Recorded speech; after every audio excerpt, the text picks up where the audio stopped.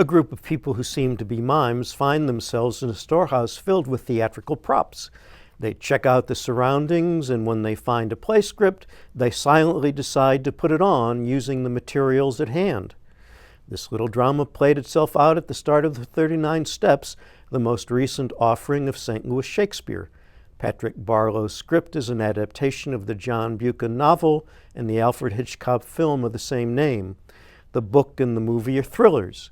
The play is a spoof of thrillers in which 4 actors play hundreds of parts. The framing story I just described is not a part of the script, which merely specifies the actors run on and take a bow, then they frantically pull on the set for scene 1. What St. Louis Shakespeare devised, however, is the sort of adventurous, flexible staging Barlow encourages in the foreword.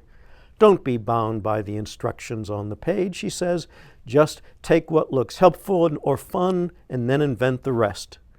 I like St. Louis Shakespeare's framing story. It created a plausible reason for 4 performers to put on the play by themselves, and I liked what St. Louis Shakespeare did with the play itself. The main character is Richard Hannay. The setting is London in August 1935. To stave off boredom, Hannay decides to go to a show at a Cockney music hall. There he encounters a beautiful woman who is frightened by something she sees in the audience. She creates a disturbance and insists on returning with Hannay to his flat. There she reveals that she is being pursued by an enemy agent on the verge of receiving top-secret information, and that she is the only person who can keep it from leaving the country.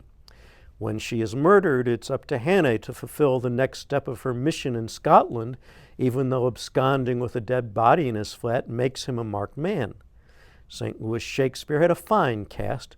Phil Leveling as Hannay, Kelly Schneider as Hannay's 3 love interests, and Rebecca Loffridge and Brian Kapler as everyone else.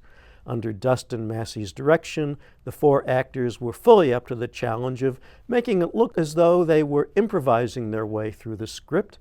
They got through a chase on a train, a plane crash, and encounters with eccentric characters of all sorts in a farmhouse, a police station, a political rally, the back of a car, and many other places.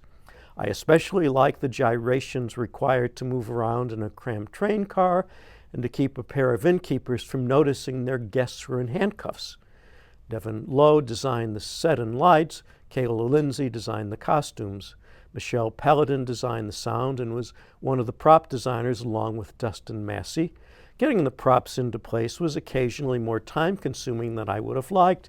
Even so, this was a very enjoyable production. Yeah, as you were suggesting, they really had a style that was right for this, with that improvisational sense to it.